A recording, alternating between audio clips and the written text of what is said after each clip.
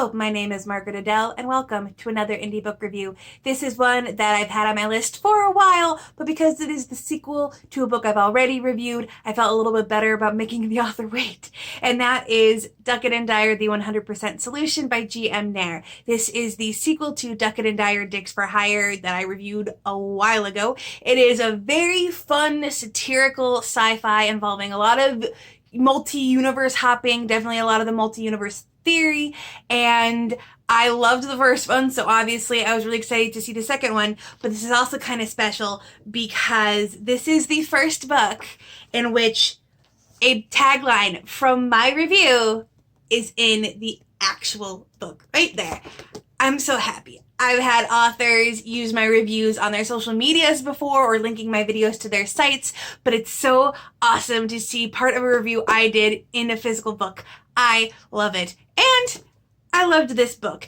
So the first one was already crazy and very weird sci-fi. It was very kitschy sci-fi that knows what it is, which I love. So if you're like a really big fan of like straight hard sci-fi, definitely not it for you. But if you're like me and you want wiggly queer sci-fi that rides a white horse while wearing leopard print, and yes, that is a reference, this is perfect. So in this book, we have the same two detectives from the first one, and I will have that review in the description below. But we have the same two friends. At this point, I don't really think anything romantic is ever going to happen between them, but you see the relationship growing. You have Stephanie, who is this chaos bisexual. I love her. She's such a chaos bisexual. Literally queer. Like, she spends the majority of the book hardcore crushing / hitting on another female character, and I ship them so hard. Stephanie and Carrie forever. But she's also a lot more protective about Michael, since if you have read the first book, you'll remember at the end, her future self came to tell her that he was in danger and could die if she didn't do something. She's not sure what.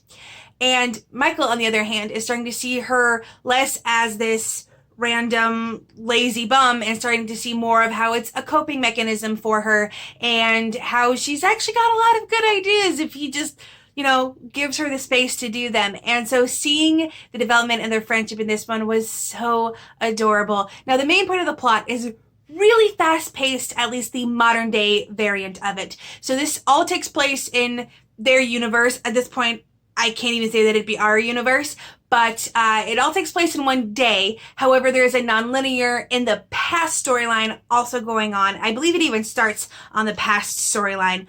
But I loved the interplay between the two of those. There were certain moments where something would be mentioned in the past storyline, and then they'd also mention something in this one, and you'd be like, oh, that means that this person is, and like, it had all those little details where if you were paying attention, you could guess the reveal before it happens. So it rewards you for paying that much attention, and I really appreciate that.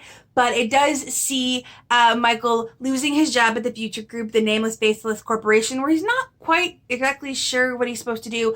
But then he finds out that there's actually a whole lot more to this group, and it gets properly weird, and I love it. If you did like the multiverse aspect from the first book, that is still in here a little bit, but they're more looking into those other multiverses or thinking about the structure of the multiverse as a whole, as opposed to actively hopping through them, although the hopping through them was one of my favorite parts of the first one.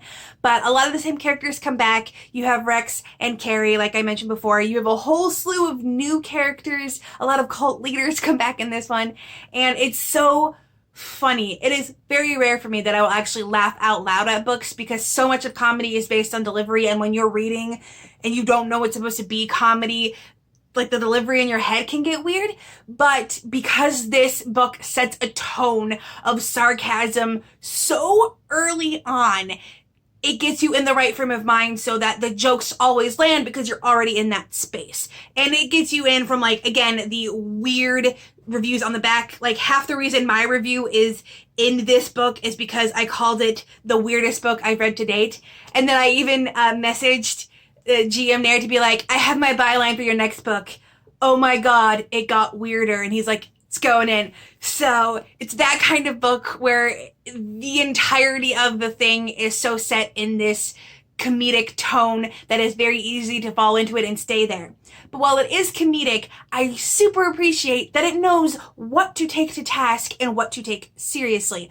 So for example, the giant nameless faceless corporations, the Future Group, Michael worked for them for years, like straight out of high school, but like doesn't really know what the whole point of the entire company is. And there's all this weird like thanks in advance tag phrases, and he has no idea. And that whole culture concept is taken to task a lot. Like, you're a mindless drone, but you didn't want to be part of our family. How dare you, Michael?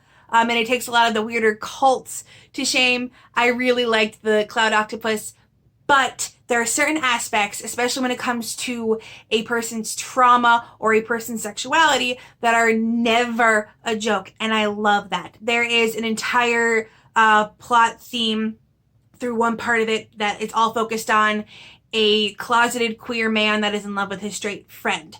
That is never made into a joke. There's a lot of emphasis on Stephanie and the trauma she suffered with the death of her parents and other family issues. That is never a joke. And I love that aspect. And that's what kind of makes it more than just a funny book, is that when there is something serious, the relationship between the two or that kind of who am I stuff, those are never the jokes. And so it's not just a comedy. There's more to delve into. There's more to connect to. Like, yeah, these characters are getting into the most ludicrous situations, but they're still lovable. I, again, love Stephanie. She is a fantastic chaos bisexual, and I highly suggest that we all be a little bit more like her. Not a lot. The world can't handle a lot of Stephanie Dyers. Let's be honest. But they both grow so much, and there's other connections that are taken seriously, but not so seriously that it kills the vibe. It has an overall comedic vibe, but it knows when it needs to be serious. And there is actually this moment in the climax where I was like, like genuinely nervous to how things were going to progress. So it still had, well, it had a giant fight scene, actually. I'm pretty sure the big giant fight scene that I can't even explain the details of because it's going to sound so ludicrous and you're not going to understand how we got there, which is kind of part of the whole point. It's, I think, like almost a third of the book. It is big, and I loved it. And there's also a big problem moving forward. We still got some giant, big, overreaching, multi-universe affecting things. So if you like a big, heavy plot, it's still there. It's just got some nice comedic packaging all around it. I just am such a fan of this book. It's so easy to read. But again, this is definitely one of those kind of books where you need to like this kind of thing to get into it. I almost might suggest this if you're not usually a fan of sci-fi, but you like funnier things, because again, this is not hard sci-fi at all. But if you're not a big fan of like satire or comedy books, that's probably going to be a problem. But I love the queer characters. Okay, so there's this one part, again, with a man in leopard print riding a horse into battle, and he also has a leopard, BTW. I'm not exactly sure what his cult is, but I kind of want to be a part of it. And also, again, dude, all about a cloud sky octopus.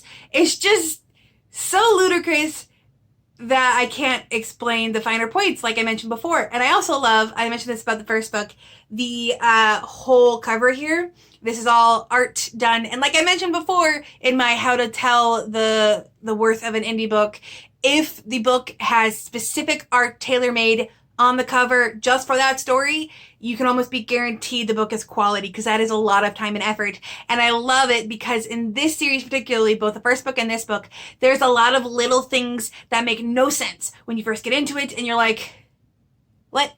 But then as you read the story, you're like, oh, this part is and this part is okay. And you can like look back at the cover and be like, oh, like even the color scheme of like the red and green makes sense. No, it's not Christmas. Makes sense once you've read the story. Everything is thought through, and I really like that. This is definitely a book where it gets almost unwieldy, but you can always tell the author knows where it's going. So in general, I am a very big fan. I still ship Carrie and Stephanie very hard. I want them to be together. I appreciate that the author did not default to, well, one's a man and one's a woman and they're partners, so clearly they must have a romantic relationship. Like, no, platonic love, and I love it. And also, I want all of the cult leaders to stick around to become regular characters because they're all great. But anyway, if you are an indie author and you would like a review like this one, please let me know. I will have my email down in the description below. Please be aware that, yes, I am still soft closed to review requests, which means I am more likely to say no than usual, but I am hoping to get a more broadly sense of open soon. And with nothing else to say, I hope you have a wonderful day and a marvelous tomorrow.